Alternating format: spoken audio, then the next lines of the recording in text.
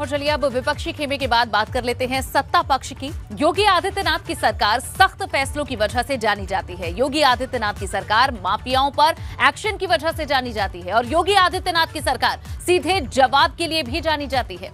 शपथ लेने के 24 घंटे के भीतर योगी सरकार के अधिकारियों को सख्त संदेश पहुंच चुका है। साफ शब्दों में कहा गया है कि जनता को किसी भी तरह की परेशानी नहीं होनी चाहिए। आपको याद होगा जब विधायक दल की बैठक हुई थी तब योगी आदित्यनाथ ने विधायकों से कहा था कि सभी को सेवा भाव से काम करना है।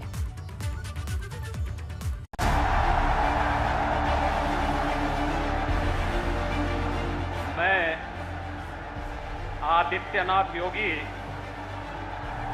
ईश्वर की शपथ लेता हूं कि योगी आदित्यनाथ ने इकाना स्टेडियम में जो सौगंध ली थी उसकी झलक मंत्री परिषद की पहली बैठक से ही दिखाई देने लगी। सीएम योगी की छवि एक सख्त लीडर के तौर पर है और उन्होंने एक बार फिर अधिकारियों को जनता के प्रति जवाबदेह होने का सीधा निर्देश दिया। शासन स्तर के हाई लेवल अधिकारियों के साथ सीएम योगी ने बैठक की।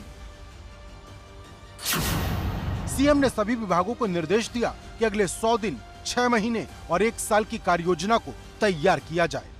ये कार्य योजना मंत्री परिषद के सामने पेश करनी होगी।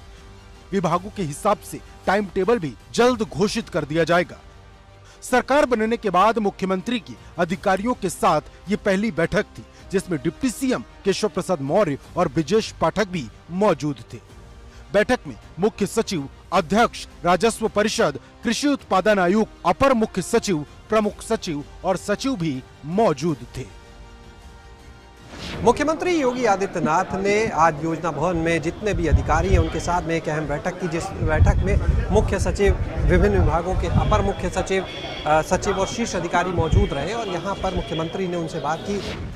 सरकार का पहला फोकस संकल्प पत्र के वादों को पूरा करने पर है। सीएम योगी को भी अपना संकल्प पत्र अच्छे से याद है। इसी वजह से उन्होंने पहली बैठक से ही संकल्प पत्र की याद दिलानी शुरू कर दी है।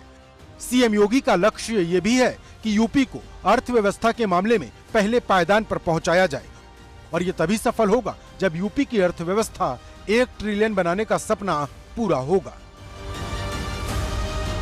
एक बार फिर से वचन देता हूं कि पार्टी ने जो मुझ पर विश्वास किया है, हम लोग कभी भी बिना डिगे, बिना झुके, बिना थके और बिना डिगे हम जनता जनार्दन की सेवा के लिए अपने आप को समर्पित भाव के साथ कार्य करेंगे।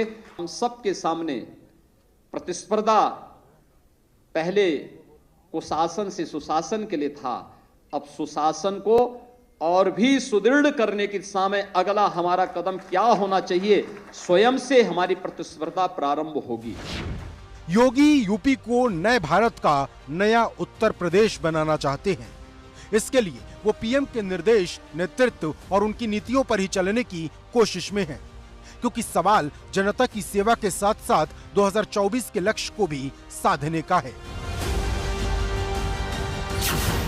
सीएम ने निर्देश दिया कि सभी अधिकारी और कर्मचारी समय से ऑफिस पहुंचे, साथ ही ऑफिस में ऐसी व्यवस्था हो कि लोगों को सुविधा मिले। सीएम ने यह भी निर्देश दिया कि फैसला लेने में देरी न की जाए, मतलब जनता को बार बार चक्कर कटवाने से बचा जाए।